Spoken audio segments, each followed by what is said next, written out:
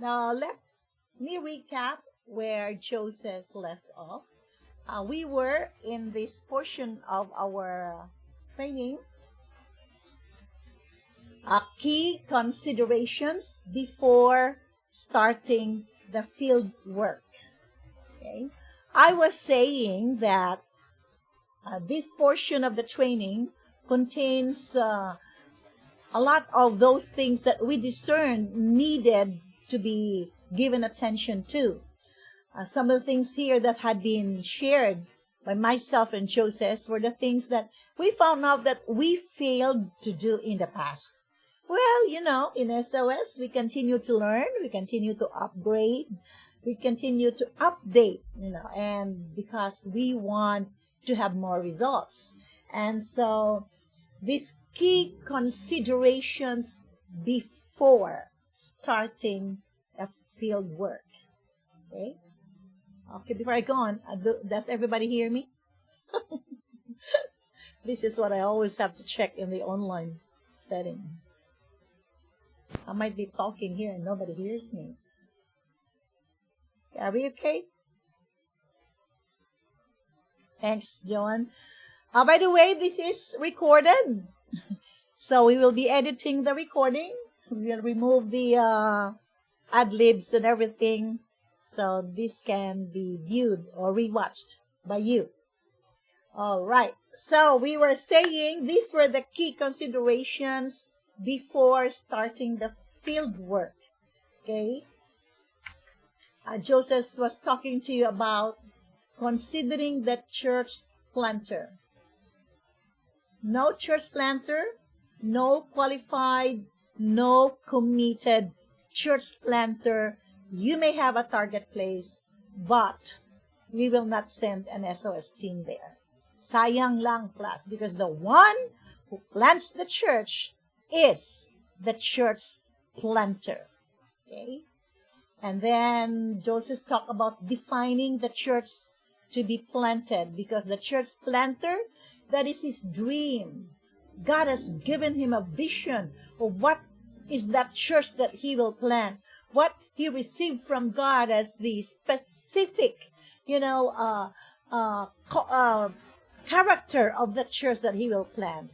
Of course, it is the church of Jesus, okay, called to make disciples, but for some specific places, God would give vision to the church planter. And as trainers, field directors, if I am the field director in our first team meeting, this is one of the things that we settle. We want to hear first from our pioneer pastor, because the team is just there to help him plant his dream church. And so we need to know, otherwise, as SOS volunteers, we might be doing other things. Okay? We will be doing something that is not in line with the vision of the church planter. Okay, so Joseph, if you are ready, you can take up this in. Then the third thing is about understanding the field, the target place. In the past, SOS really, this has more and more been proven to be very important. And sadly, this is one of the things that we neglected last time. Okay, so if Joseph, are you there? If you're ready, you can pick it up from there. Let me do that. Understanding the field. Okay.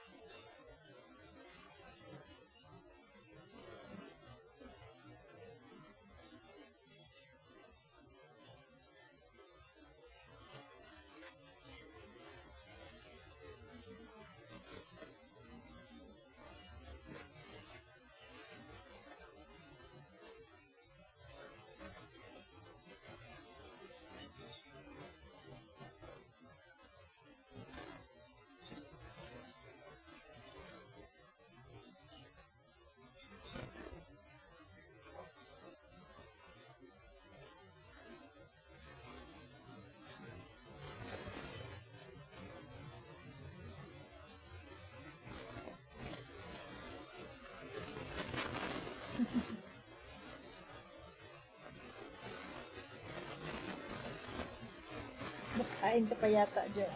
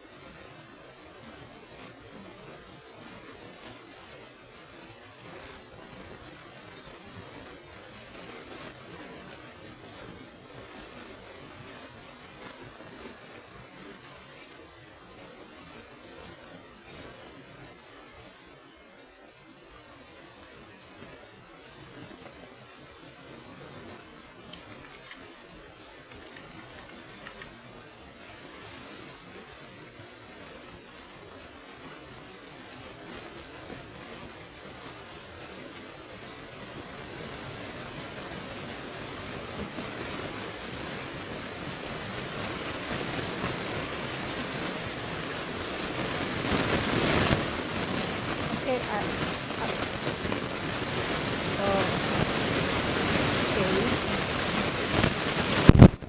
okay. Is that okay?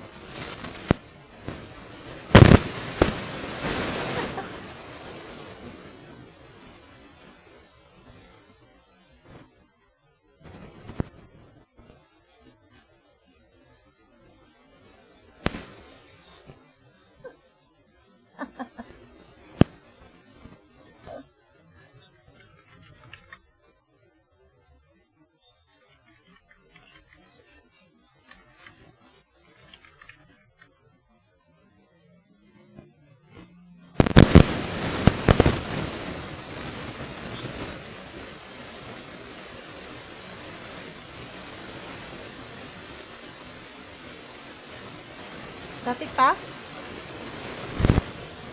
But I can hear you. I cannot hear you then. Okay. Sa cellphone na lang ako.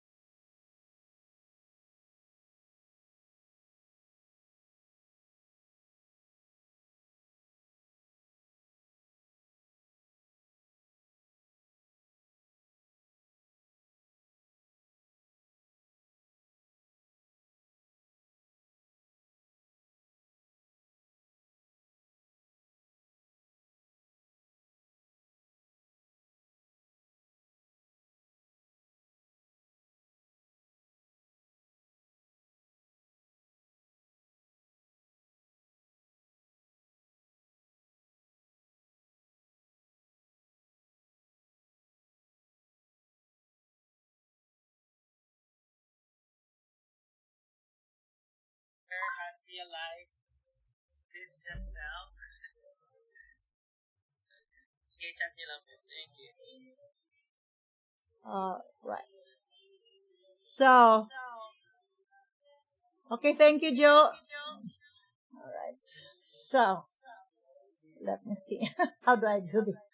Okay, so, uh, let me put up the, nagdudoble na ako dito ka. So, you hear me now? So you notice, those of you had been field directors and trainers in the past, this is really something that we need to do even before the training. And it's good that we have the PAGHANAS now, because really, we have to admit it, we have experienced a lot of situations where, you know, we have the field director, we have the pioneer pastor, we have the team, then we go to the target places, and we all get surprised with what really is in the target place. You know, it's like there is so much mismatch. Sometimes the pioneer pastor felt intimidated because he discovered doesn't have the skill set that matches the place. And also the field director is frustrated, and also the volunteers. Okay, so, well, let us learn from our mistakes and try to do things better. Okay. So the improvement that is going to happen would really rest upon you, trainers and facilitators and field directors. I tell you, we will have no days to waste. Right there, only 17 days on field, but we are already ready to take off after we have settled ourselves to start the field work. Okay, so that's what it is. Let's move on to the next section of our training. We aim to finish this before 9 o'clock. Okay, so let's move on. Where am I now? Now, so let's go to the field work.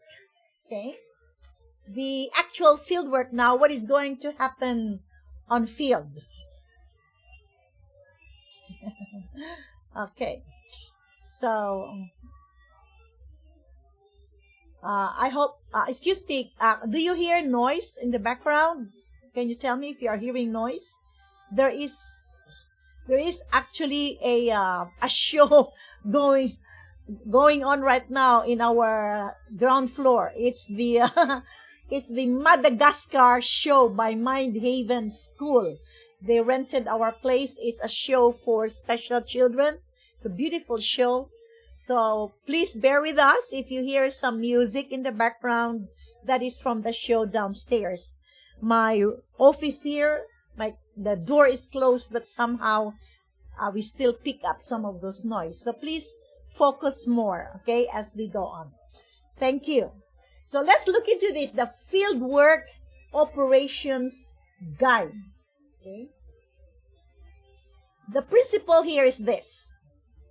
We maximize engagement time with people by minimizing meetings. Okay. If you remember earlier on, Joseph mentioned about how we organize now the SOS team with a lesser number of volunteers, 15 to 20. We decided that we do away with the squads. You know, before with a big team like 40 or 50 people, then on field we divide them into squads. And we experience competitions and like that. And one thing also that happened because of so many squads, that there is a lot of meetings. There would be time, you know, there is the squad meeting, and then there's the personal devotion, the prayer partner meeting, then the team meeting, and then in the evening they will have a service. And so there's so much time while on field spent for meetings, and for meetings that are for the volunteers class. Now, we have the training. That is where we have the meetings, we have the trainings, we have the spiritual warfare and everything. But on field, what we want to do is to maximize our time in engaging with the people. And one of that is by minimizing our meetings. So on field, listen please, field directors, there are only 2 essential meetings in a day. No more squad meeting, no more prayer partners meeting, okay? Okay, one is the leaders' strategic meeting. This is held before the daily all-team meeting by the FD, the pioneer pastor, team scribe, and selected leaders in the team. This is the team that, analyzes the results of the work during the day, and then analyzes if there are any issues, there are problems, and they begin to decide already what would be the actions for the next day. So this is the leaders meeting, the FD and the pioneer pastor especially. Okay. And so a lot of the things that are decided in the leaders strategic meeting will be communicated to the second meeting, which is the all team meeting led by the FD. Okay. So this is the only regular meeting each day. That includes the whole team, including the pioneer pastor. And this should be scheduled at the most appropriate time, at the time when everybody is available. And you will have to tell FDs, your volunteers, that they have to attend this meeting. These are the operational guideline for effective team work. So the all-team meeting, the purpose of which is for spiritual motivation. This is the time when the FD, gives the prophetic word to motivate the volunteers. As field directors, we have to really be prophetic even in the way we lead our team. You have to hear from God first. Progress update, and then that's the time you give your directives if there are some problems to be solved. And also this is the time you spend time in prayer and warfare. Okay? Just because we are emphasizing here strategy and systems and operational guidelines, it doesn't mean that we value prayer less in SOS. No. Okay? I just want to make that clear. Okay? So, these are the only 2 meetings. In practice, actually, as my experience in as a field director, these are just the things that really works. Okay? So the all-team meeting is very important. I normally would hold this in the morning, right after breakfast, even before everybody has taken a bath or what, because we just want to be there. Okay? Because remember, Joseph was saying that giving assignments need not anymore be permanent. And even following up one contact convert, there can be a reshuffling, because say one volunteer was able to contact one person, but it was found out in the evaluation that this volunteer who contacted that contact first is not really very able to minister, doesn't have the skill set to minister to this contact convert. So the FD can, assign another volunteer to help in the follow-up of that person. And so it is in that team meeting that we do things like that. Okay?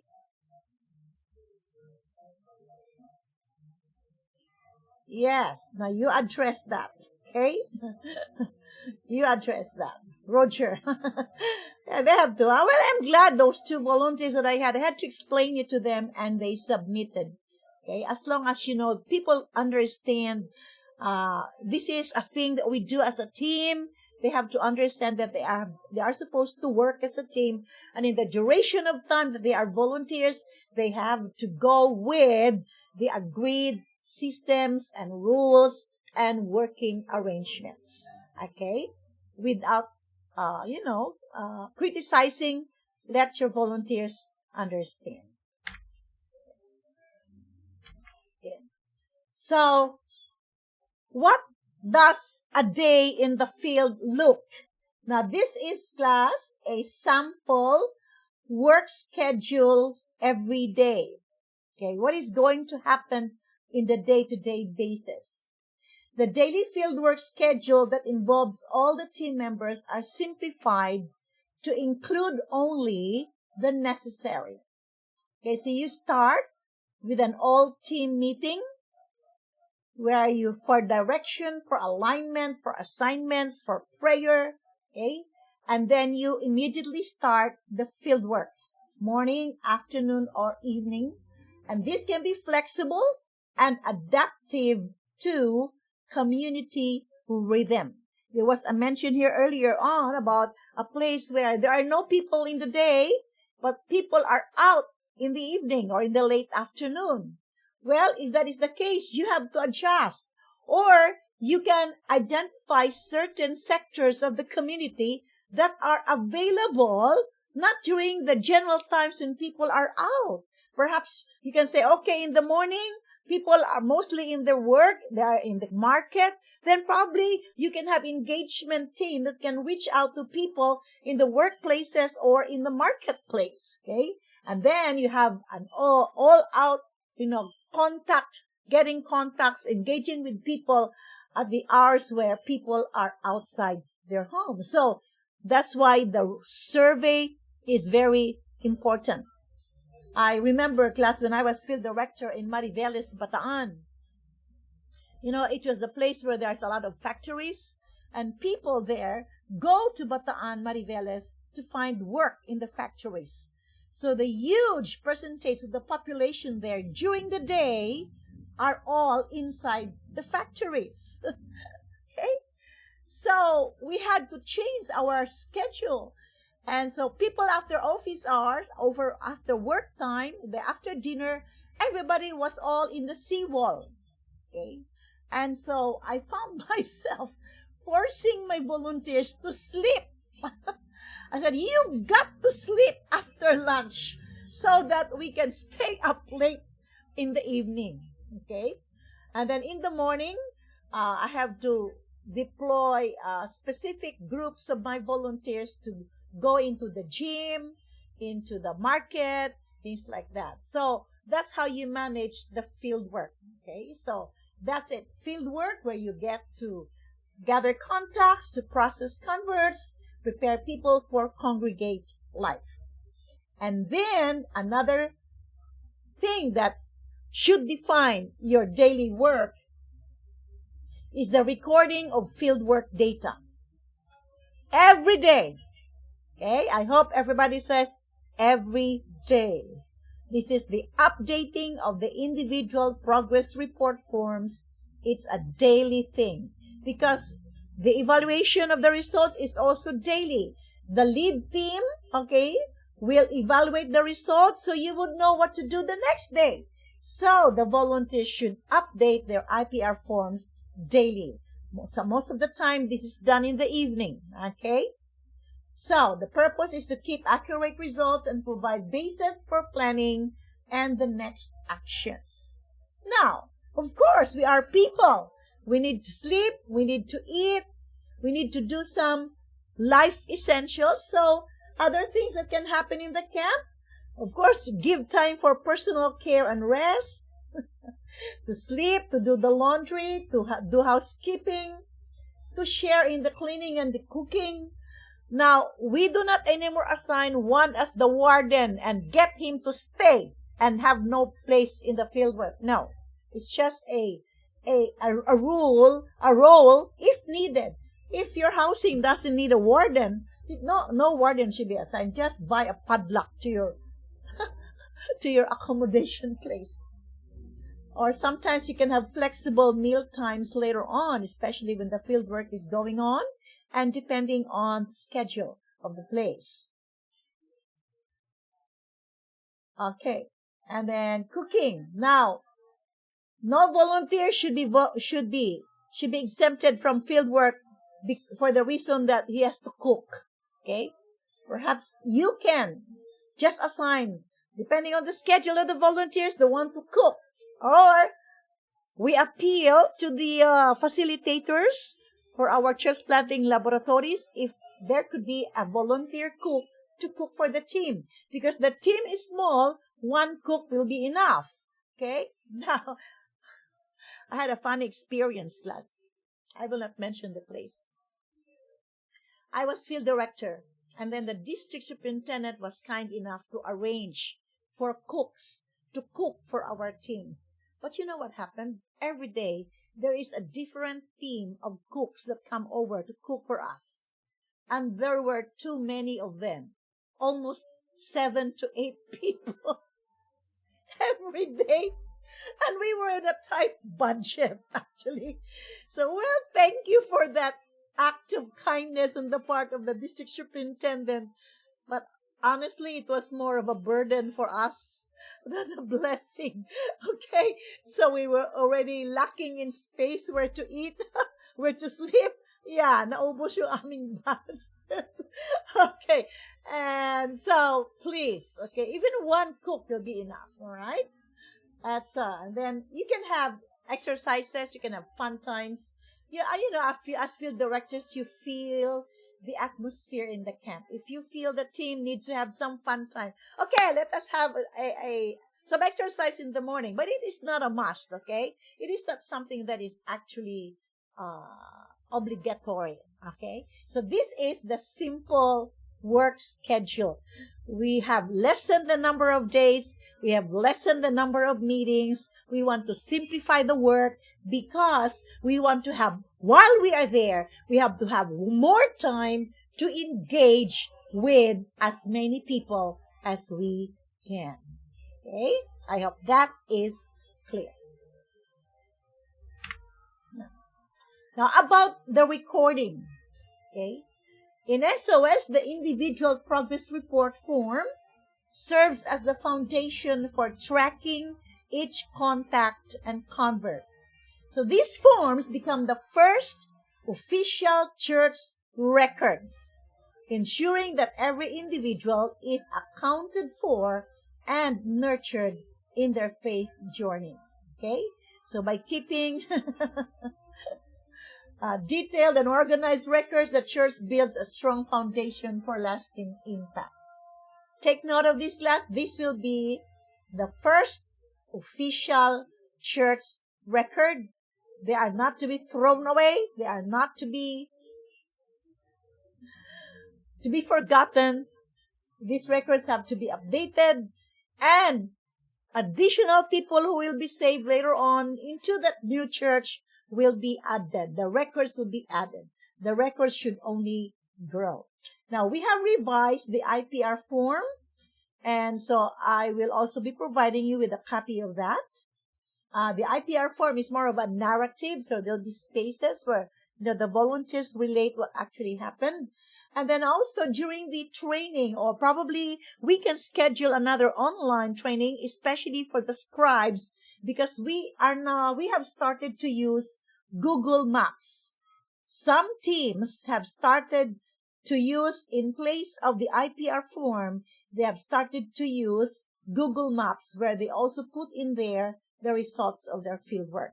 So this is a very good alternative if you have somebody who is very good in technology and using this. So we will be able to provide a meeting for that for the scribes. Okay.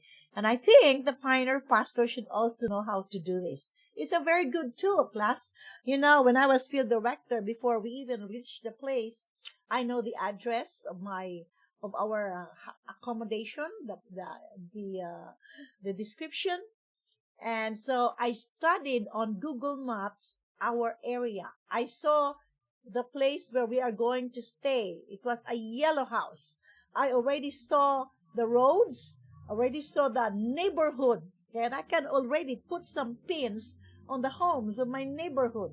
And I can also see somehow the street view of the Google Maps, the possible homes. I saw that there is a store across our house where we will stay, things like that. There's a hospital, there is a mall. and things. So those things are very good to also know. Now, we better make use of these tools that are available for us. Okay, now let's move on. We start now with the details of the SOS action steps. Okay, of course, you know, the first one is the confront step. This is the first and a daily priority in the SOS strategy, because we know that church planting is a spiritual war. Okay? And so in SOS church planting, we embrace power encounter evangelism. And so, yes, Emilia, as you have said, prayer is important. Prayer is a priority. Okay, we have a detailed, I think around 2 pages dedicated to confront step in our volunteers training manual. Okay, so it's up to you field directors and trainers to study that in more detail. But our goal for this is to destroy satanic plans that hinder evangelism, release the land from territorial spirits, and redeem the land by restoring God's righteous plans for this town, the city, and the nation. So, very important part of our training is what we would call preparing the army, making them stronger than the strong man. Okay? We had been learning this, and because many of you are experienced SOS trainers and field directors, that spiritual warfare comes in 3 levels. First is personal, then territorial, and then ministerial. Personal is you win the war against the strategies of the devil to destroy you and to discredit you and to invalidate your testimony and to hinder you as God's spiritual soldier. So you have to win that.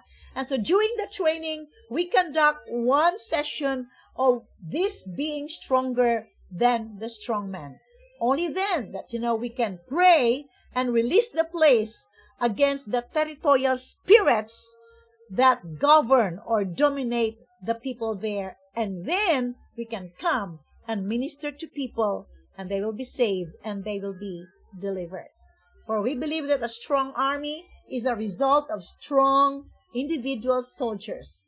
So, each member of the SOS team must win the personal level of warfare and become stronger than the strong man. Field directors, this is a crucial part in the training of SOS volunteers. It is included one night. One of our evening sessions is dedicated always to making the volunteers stronger than the strong man. Okay?